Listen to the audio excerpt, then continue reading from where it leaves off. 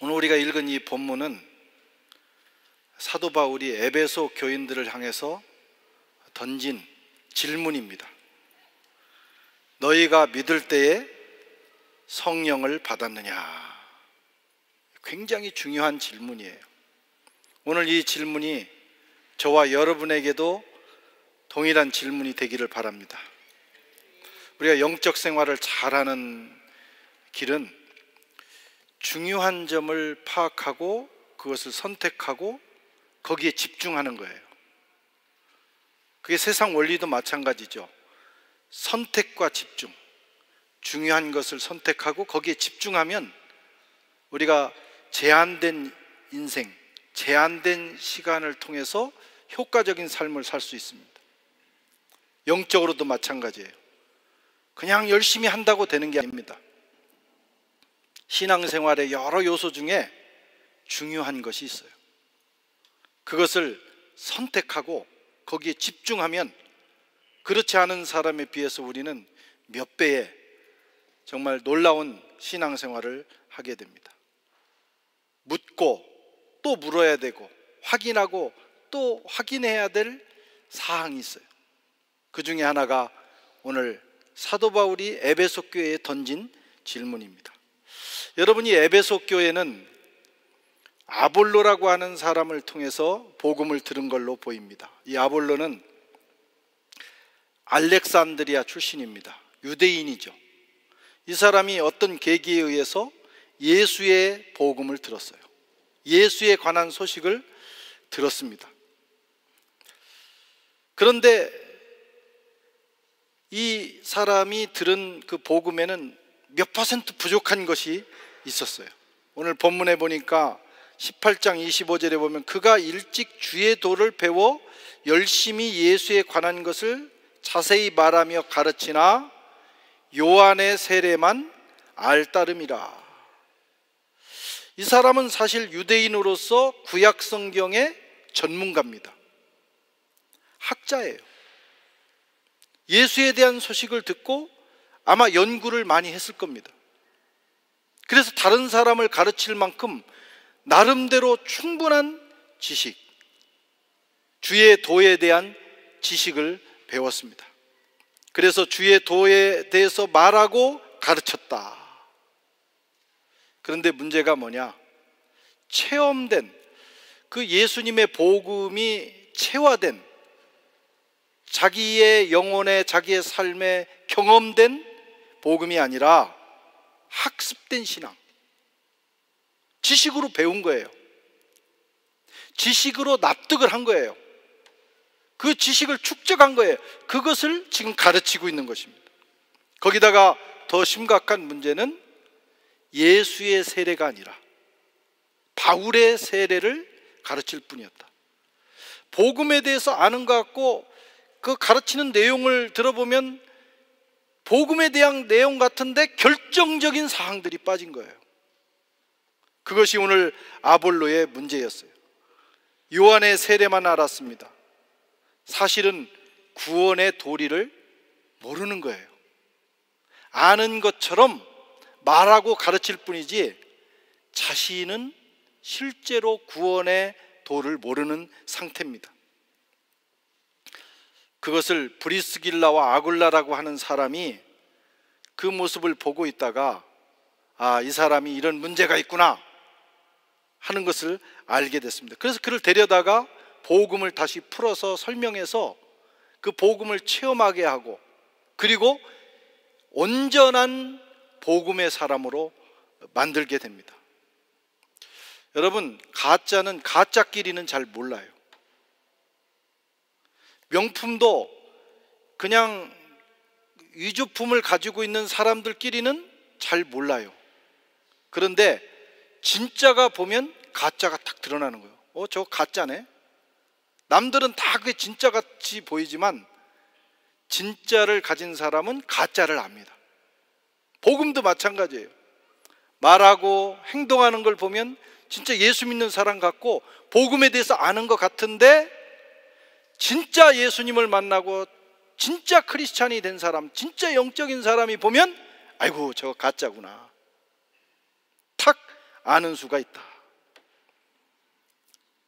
오늘 브리스길라와 아굴라의 눈에 딱 보니까 이 아볼로가 사람들에게 마치 복음을 아는 것처럼 선생 노릇을 하는데 이게 가짜구나, 이게 뭔가 부족하구나, 그걸 알게 된 거예요. 오늘날도 이런 사람이 많습니다. 혹시 저와 여러분 가운데 아볼로의 이 상태에 있는 사람이 있을 수도 있어요. 우리가 예수에 대해서 배워서 압니다. 교리적으로 복음이 무엇인가에 대해서 배웠어요. 또 배우지도 않은 사람도 있어요. 그냥 교회만 왔다리 갔다리 예배당 문턱만 넘는 사람도 있어요.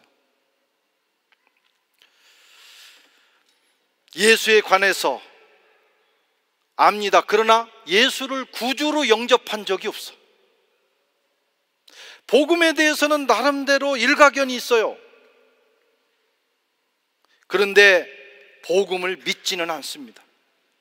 신학자들 가운데도 신학자들은 이 성경과 복음을 연구하는 사람들입니다. 그래서 우리보다 탁월한 지식을 가지고 있어요. 그런데 복음을 믿지 않는 사람들도 있습니다. 실제로 그래요. 여러분, 예수에 대해서 아는 것과 예수를 믿는 것은 다릅니다. 우리가 아는 것에서 믿는 단계로 나가야 돼요. 믿는다는 것은 영접하는 거예요. 내 것으로 체험되는 거예요. 예수를 알고 예수님을 받아들이고 더 나아가서 예수님과 생명의 관계를 맺고 느끼고 온 마음과 온 몸으로 예수님과 더불어 동행하는 거. 여러분, 이게 예수 믿는 거예요. 지식적으로만 우리 신앙이 머무르면 안 됩니다. 그건 그냥 종교 생활이에요. 하나님과 우리의 관계는 이 단계까지 나가야 돼요. 믿고 받아들이고 체험되고 그분과 더불어 매일을 살아가는 삶. 갈라디아서 2장 20절에는 내가 그리스도와 함께 십자가에 못 박혔나니 그런즉 이제는 내가 산 것이 아니요 내 안에 그리스도께서 사신 것이라. 내 안에 그리스도가 살아있는 거예요. 그게 신앙생활입니다. 이제 내가 육체 가운데 사는 것은 나를 사랑하사 나를 위하여 자기 몸을 버리신 하나님의 아들을 믿는 믿음 안에서 사는 것이니라. 할렐루야. 이게 바울의 고백입니다. 이 바울의 고백이 우리 고백이 돼야 돼요. 교회만 왔다리 갔다리 하는 신앙이 아니라 살아계신 주님, 내 안에 와 계신 그 주님과 더불어 살아가는 삶. 그분과 교제하고 수시로 그분께 내 마음을 말씀드리고 도움을 구하고 그분의 인도함을 받는 삶을 살아야 합니다. 아마 아볼로는 이제 이 브리스길라 부부를 통해서 복음을 새롭게 들은 후에 예수님을 영접한 것 같아요. 그리고 새롭게 복음의 사람이 됐습니다. 그래서 이제 다음 사역지, 그러니까 고린도, 사도 바울이 개척했던 이 고린도 교회의 목회자로 파송이 돼서 갑니다. 나중에 고린도서를 보면 고린도 교회의 아주 중요한 지도자 중에 하나가 아볼로예요. 아볼로가 이제 그런 변화를 경험하고 예수의 사람이 돼서 고린도에 파송을 받아 가는 거예요. 그래서 거기서 사역하는 동안 에베소 교회에 누가 오냐면 사도 바울이 오셨어요. 자, 사도 바울이 오셔서 오늘 19장 1절에 보니까 아볼로가 고린도에 있을 때 바울이 윗지방으로 다녀 에베소에 와서 에베소의 3차 전도행에 도착을 한 거예요.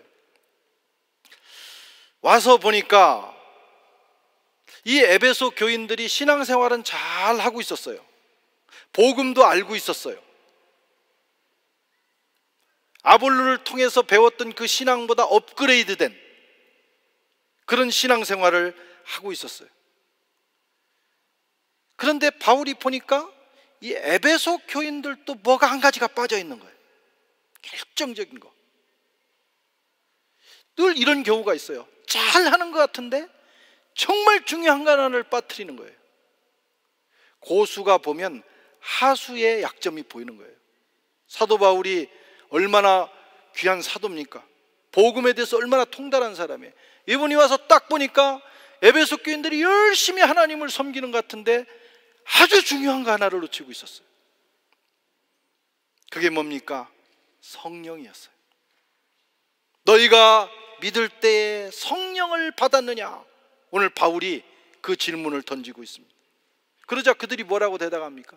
역시 우리는 성령이 계심도 듣지 못했노라, 알지도 못했노라.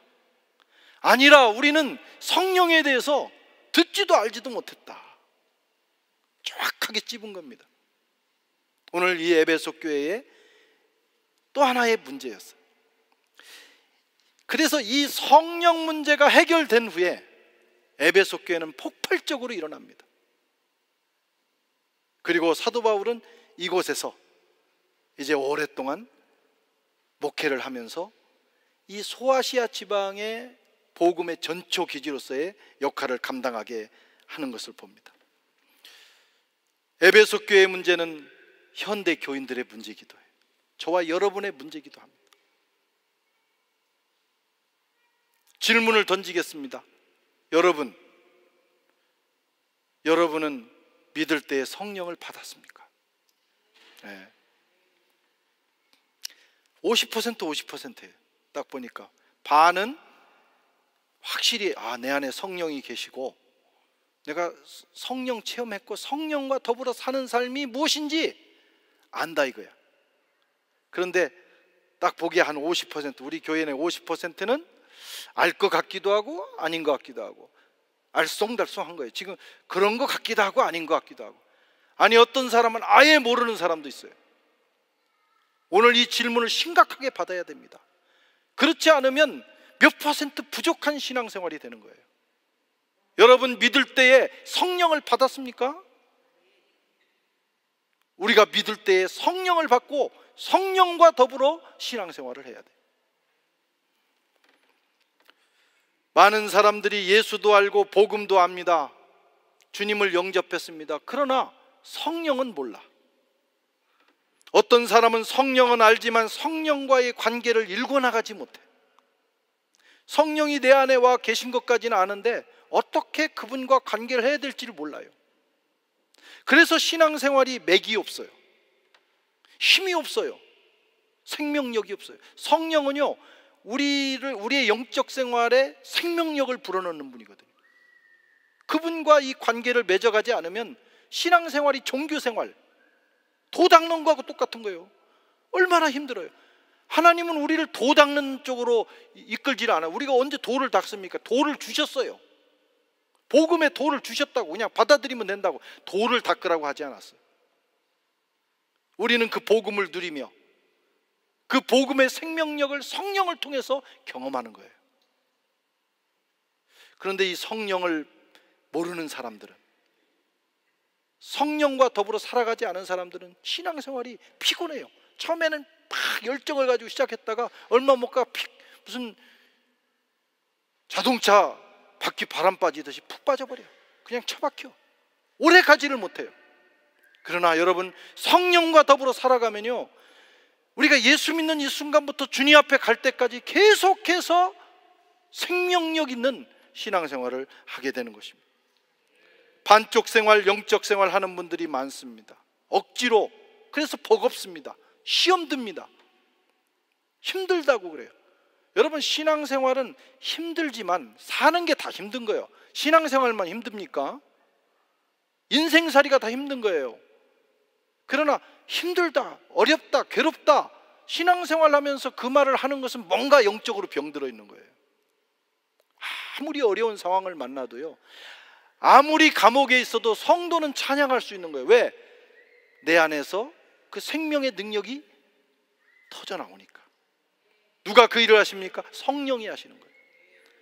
오늘 이 시간부터 여러분들 마음속에 성령이 주시는 그 능력과 생명력과 기쁨이 솟구쳐 나는 놀라운 역사가 있기를 축원합니다.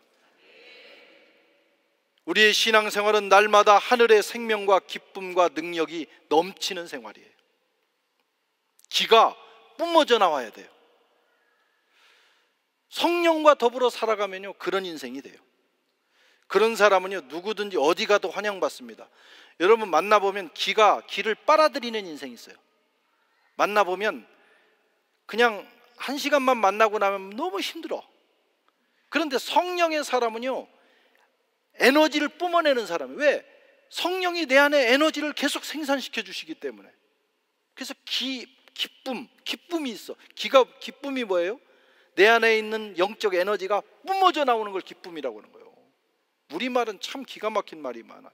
그걸 우리나라 사람들은 에너지, 기라고 했지만 크리스찬은 뭐예요? 성령이 내 속에 부어주시는 하늘의 능력이, 하늘의 생명력이 뿜어져 나오는 거예요. 그래서 그런 사람을 만나고 나면요, 내가 기뻐져요. 힘을 얻게 돼요. 오늘 막 정말 인생이 힘들고 그래서 오늘 나쁜 생각을 했다가도 그런 성령의 사람을 만나고 나면 마음속에 새로운 마음이 팍 일어납니다. 우리 모두에게 그런 능력이 있어요. 왜? 우리 속에 성령이 계시기 때문에. 요한복음 7장 38절 이하의 예수님 말씀입니다. 나를 믿는 자는 성경의 이름과 같이 그 배에서 생수의 강이 흘러나오리라 하시니. 배라는 것은 뭐냐면 깊은 영혼을 의미합니다. 깊은 영혼. 내 영혼, 내 속에 있는 깊은 곳에서 생수의 강이 터진다는 거예요. 여러분 사막이나 아니면 여름 가물에 그 계곡 밑에서 터져나오는 여러분 그 샘물, 그 생수를 한번 상상을 해보세요. 팍 터집니다. 누구든지 그 물을 마시면 해갈됩니다. 우리 속에 언젠가 그런 역사가 있을 것을 예수님 말씀하셨어요. 그러면서 말씀하기를 예수께서 이는 그를 믿는 자들이 받을 성령을 가리켜 말씀하신 것이라. 이는 아직 예수께서 영광을 받지 아니하였으므로 성령이 아직 그들에게 계시지 아니하더라. 지금 제자들이 이 말씀을 들었는데 아직 제자들은 여기까지 체험을 못한 거예요. 물론 성령이 역사하셨어요. 나가 복음 전하고 70인 제자들이 나가서 또 12제자가 나가서 둘씩 셋씩 복음을 전할 때 성령이 역사하셨지만 지금 생수의 강처럼 터지는 이 성령은 아직 못 받았어요. 언제 받냐? 예수님 부활 승천하셔서 하늘 보좌에 영광 받으신 후에 오순절날 공식적으로 내려주시는 거예요. 그때 오신 성령이 우리 속에 임하시면서 우리 속에서 생수의 강이 터진다는 거예요.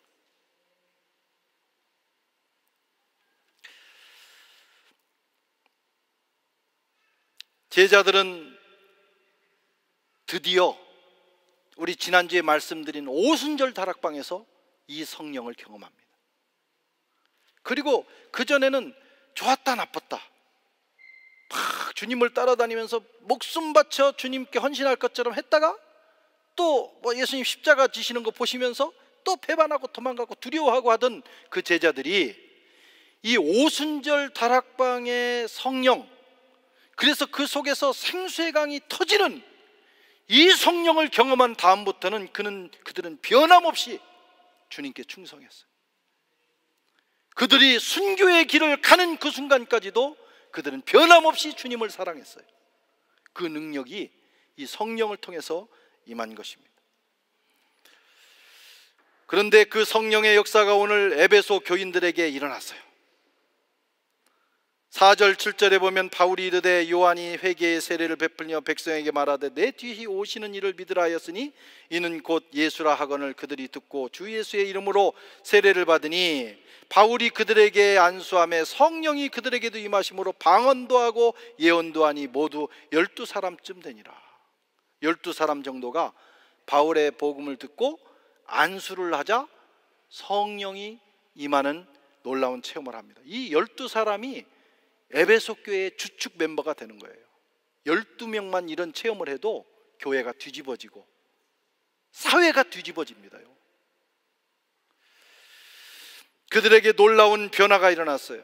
신앙생활이 확 달라진 겁니다. 종교 생활이 아니라 억지로 의무적으로 하는 생활이 아니라 신앙생활이 자발적으로 막 안에서 기쁨이 넘쳐나니까, 생수의 강이 터지니까 어찌할 바를 몰라서 신앙생활을 하는 거예요.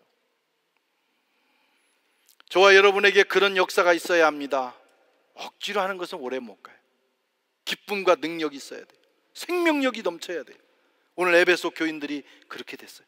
그러자 그들은 에베소 교회의 주역이 됐고, 그리고 성경의 주역이 된 것입니다. 저는 모태신앙으로 자랐어요. 태어나 봤더니 크리스찬이었어요. 태어나 봤더니 억울해요. 내가 선택한 게 아니고, 아니 태어나서 철이 들어보니까 내가 크리스찬이야. 부모 따라서 교회 가고 왔다 갔다, 그러면 성경도 배우고 여름 성경학교도 가고 상도 타고 뭐 다 했습니다.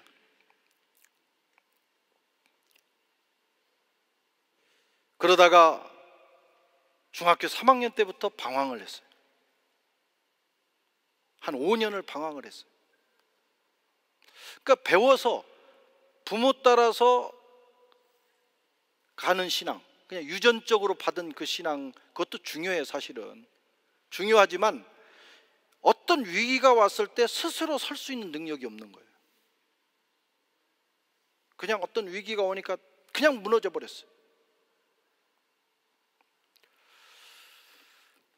그러다가 1983년 여름에 어느 기도원, 하늘산 기도원이라고, 거기는 하여튼 나 같은 사람들이 많이 끌려오는 곳이었어요. 거기서 반 끌려갔다가 또 속색이고 그러니까 이놈이 인간이 되는 길은 이 길밖에 없다 그래가지고 여러분들이 저를 끌고 하늘산 기도원에 가셨어요. 저를 끌고 갔던 그 집사님이 지금 목사가 됐어요. 대전에서 목회를 하고 계십니다. 그래서 가가지고 그날 밤에 성령이 내게 임하셨어요.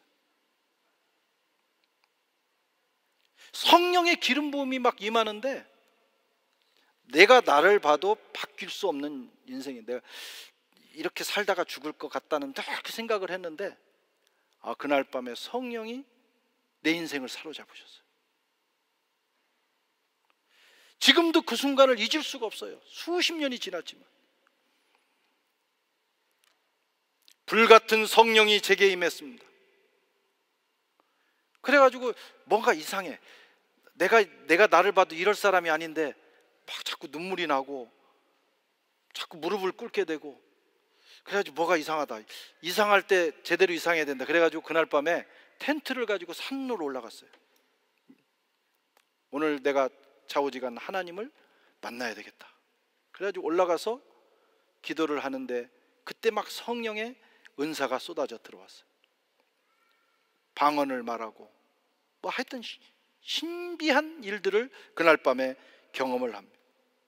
그리고 제 인생이 변화됐어요. 그렇게 변화된 후에는 영적으로 방황하지 않습니다. 물론 살다 보면 좀 올라갈 때도 있고 떨어질 때도 있지만 기본이 흔들리지 않아요.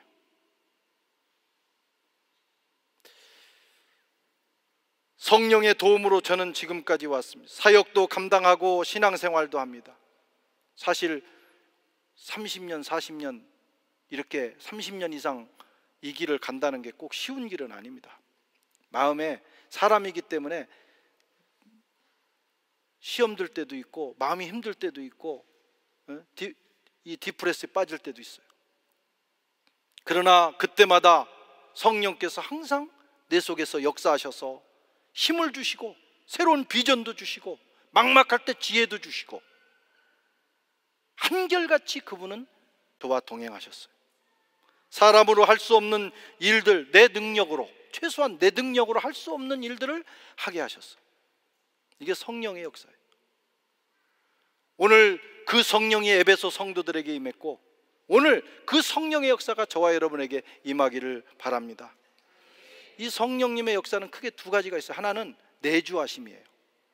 예수 믿는 순간, 저와 여러분들이 예수를 구주로 영접하는 순간 우리 속에 들어오셔요. 그것을 내주하셨다, 그렇게 말합니다. 구주로, 예수를 구주로 영접하는 순간 그리스도의 영이신 성령이 내 속에 오셔서 역사하십니다. 로마서 8장 9절에 만일 너희 속에 하나님의 영이 거하시면 너희가 육신에 있지 아니하고 영에 있나니 누구든지 그리스도의 영이 없으면 그리스도의 사람이 아니라. 우리가 그리스도의 사람이 됐다는 것은 그리스도의 영이신 성령이 우리 속에 오신 거예요. 그러니까 여러분들 예수 믿는 순간 누구든지 성령은 그 안에 와 계십니다. 이 성령은 우리 속에 계시면서 우리가 하나님의 자녀인 것을 증거하셔요. 또 이 성령은 우리의 인격도 변화시켜요. 우리 마음속에 의심, 우리가 하나님의 자녀가 아닐 수도 있다는 그 마귀가 주는 생각을 제거시켜 주셔요. 그리고 우리의 그 못된, 잘못된 인격도 변화시키셔요. 마음의 평화도 주십니다. 하나님을 향한 열정도 주십니다. 예배 자리로 우리를 인도하십니다.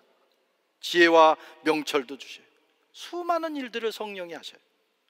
그런데 성령의 또 다른 역사가 있어요. 내주에 계신 것만이 아니라 이 내주에 계신 이 성령이 내 속에서 차고 넘쳐서, 차고 넘칠 때 그걸 성령 충만이라고 합니다. 내 안에 계신 성령이 차고 넘치면서 나를 지배하실 때, 그때 능력이 부어집니다. 능력이 부어진다. 그 능력은 어떤 능력이냐? 하늘의 능력이에요.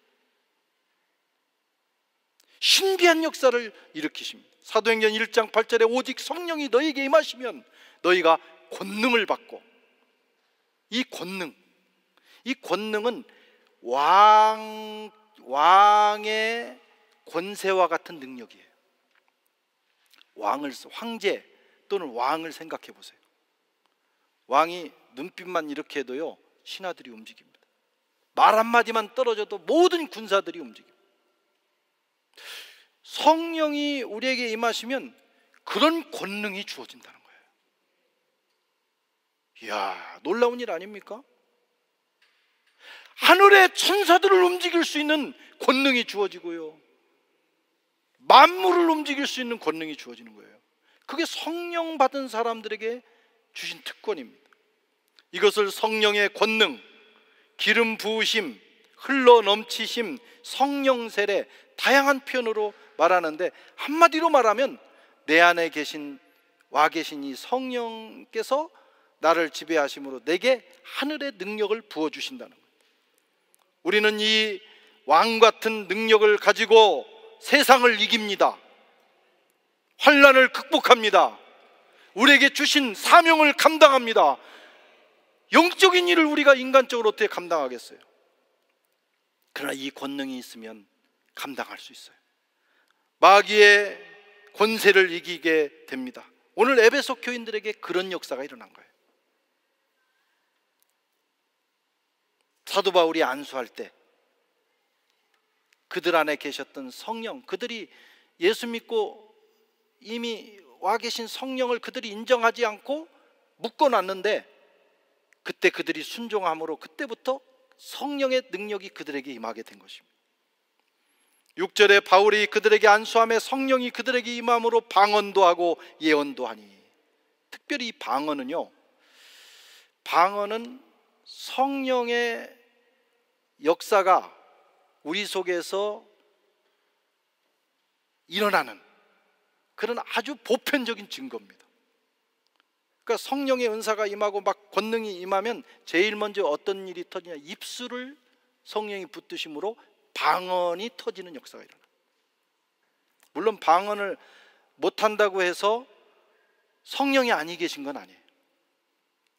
성령은 내 안에 계셔요. 그러나 성령이 나를 사로잡을 때 제일 보편적으로 일어나는 것이 방언입니다. 그리고 경험적으로 방언으로 기도하는 일을 많이 할 때 그 능력이 배가 되는 것을 경험해요. 여러분 가운데는 아직 방언을 못하는 분도 있고 또 방언 기도하는 분들이 있는데, 방언 기도하는 분들은 그 소중한 그 기도의 능력을 받았는데도 사용을 안 함으로 하늘의 권능이 터지지 않는 거예요. 시간 하나님 앞에 엎드려서 방언으로 기도해 보세요. 여러분, 능력이 터집니다. 할렐루야. 예. 욕심을 부려야 돼요. 뭐 우리는 세상에서 얼마나 욕심이 많습니까? 돈 많이 벌 욕심, 세상에서 잘 될 욕심, 남들보다 잘 될 욕심, 그런 욕심 많이 부리면서 이 영적인 욕심이 없는 사람들이 많아요. 정말 한심해요. 영적인 욕심이 있어야 돼요. 내가 정말 하나님 앞에 붙들려서, 하나님의 능력에 붙들려서 한번 살아보고 싶다. 성령 충만하고 싶다. 성령의 권능으로 살아보고 싶다. 여러분, 이게 영적 세계입니다. 예수님은 이 땅에 태어나실 때부터 성령으로 잉태되셨어요. 그렇죠? 성령 충만한, 늘 성령과 동행하셨어요. 성령과 예수님은 분리된 적이 없어요. 그런데 예수님의 생애에서 능력, 초월적 능력이 나타난 것은 그가 세례를 받으시고 하늘에서 성령이 비둘기처럼 임한 후에, 이게 성령 세례입니다. 예수님이 성령과 늘 같이 계셨어요. 그런데 어떤 일이 일어났느냐? 성령 세례가 임한 거예요. 그때부터 예수님에게 능력이 나타나기 시작했어요. 여러분, 예수님이 하나님의 아들이라도요, 이 성령의 능력을 힘입지 않고는 일하지 않으셨어요. 예수님은 오직 성령의 능력으로 그의 사역을 감당하셨습니다.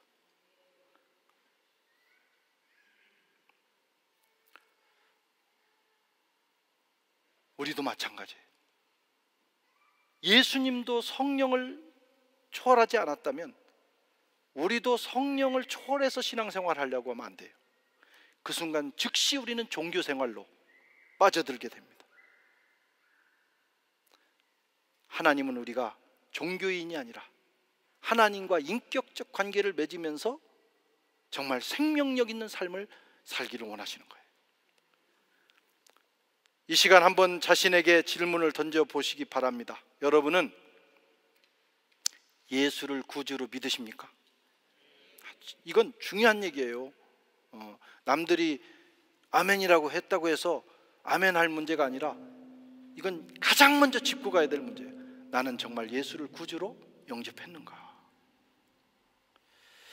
여러분 안에 성령이 계십니까? 심각하게 물어야 됩니다. 예수 믿는 순간 성령이 내 안에 와 계세요.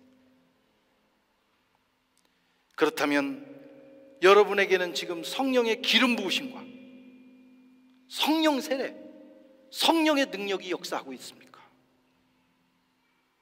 없다면 무엇이 문제일까? 우리의 불순종입니다. 성령께 내 불순종을 회개하고 오늘부터, 이 순간부터 내가 성령님께 순종하며 살겠습니다. 역사해 주십시오. 이렇게 큰 소리로 안 해도 돼요. 작은 말로, 진실로 한번 고백해 보세요. 그러면 성령께서 그때부터 여러분 속에 흘러넘치고 또 능력으로 역사하게 될 것입니다. 이런 역사가 저와 여러분에게 지금 이 순간부터 일어나기를 주의 이름으로 축원합니다. 이 시간